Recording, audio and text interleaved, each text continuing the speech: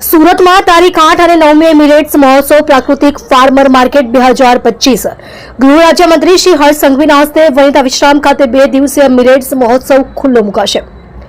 75 સ્ટોલ્સમાં દક્ષિણ ગુજરાતના પ્રાકૃતિક ખેતી કરતા ખેડૂતોના સ્ટોલ્સ, મુલાકાતીઓ માટે પ્રદર્શનો, લાઈવ ડેમોન્સ્ટ્રેશન તેમજ મિલેટ્સ વાનગીઓ માણવા માટે લાઈવ ફૂડ સ્ટોલ્સનું આયોજન। માહિતી બ્યુરો।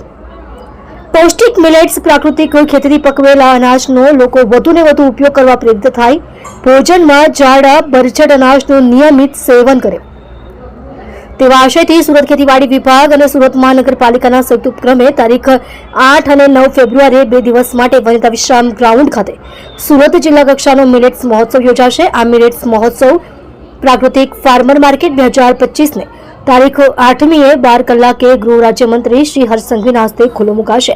અમદાવાદના સાબરમતી રિવરફ્રન્ટ પર રાજ્ય કક્ષાના કાર્યક્રમમાં ઉપસ્થિત મુખ્યમંત્રી શ્રી ભૂપેન્દ્ર પટેલ વર્ચ્યુઅલ સંબોધન કરશે।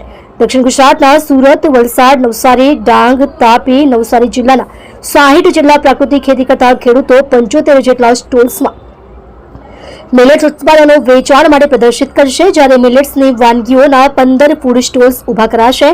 પ્રાકૃતિક ખેતી કરતા ખેડૂતોની હળદર, નાગલી, આંબા મોર, રાઈસ, દૂધ મલાઈ, કોતરો, જુવાર, ગોળ, મધ જેવી અનેક ખેત પેદાશો સુરતીઓને ખરીદવાની તક મળશે। મિલેટ્સના ઉત્પાદનો, પ્રાકૃતિક ખેતી તકનીકો અને પ્રાકૃતિક કૃષિ પેદાશોની એક વિશાળ શ્રેણી પ્રદર્શિત કરવામાં આવશે।